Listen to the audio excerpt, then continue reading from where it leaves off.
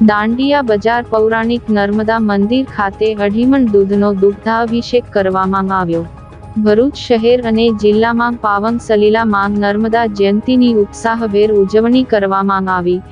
ભરૂચ દાંડિયા બજાર સ્થિત પૌરાણિક પાવન સલીલા માંગ નર્મદાના મંદિરે અઢીમણ જેટલા દૂધનો દુગ્ધાભિષેક કરવામાં આવ્યો।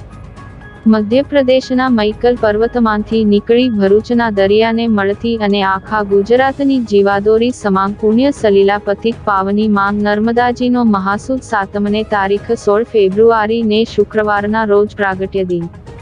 ભરૂચ શહેર જિલ્લાની ભાગોળમાંથી વહેતી પાવન સલીલા માંગ નર્મદાના કાંઠે ઠેક ઠેકાણે આવેલા આશ્રમ ખાતે નર્મદા જયંતીની ઉજવણી કરવામાં આવી।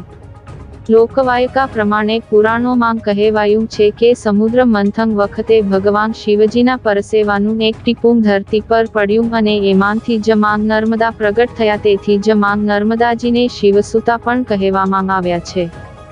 ભરૂચના દશાશ્વમેઘ ઘાટ ખાતે બલિરાજાની તપોભૂમિ પર આવેલ પૌરાણિક નર્મદા મંદિરે નર્મદા માતાજીને અઢીમણ દૂધનો અભિષેક કરવા સાથે મંદિરના પટાંગણમાં નવચંડી યજ્ઞ સહિત હવન તેમજ વિવિધ ધાર્મિક કાર્યક્રમોનું પણ આયોજન કરવામાં આવ્યું હતું।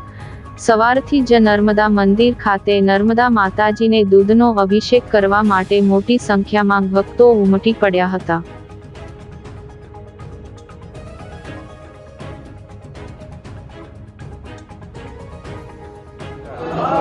आज रोज भृगु ऋषिनी पावन धरती पर दशाश्वमेध घाट नर्मदा मंदिर खाते स्वयं भगवत जहाँ दशाश्वमेध घाट पर जो वामन भगवाने यज्ञ करेलो हतो, बलि वामन भगवान प्रकट थया हता आ जग्याए।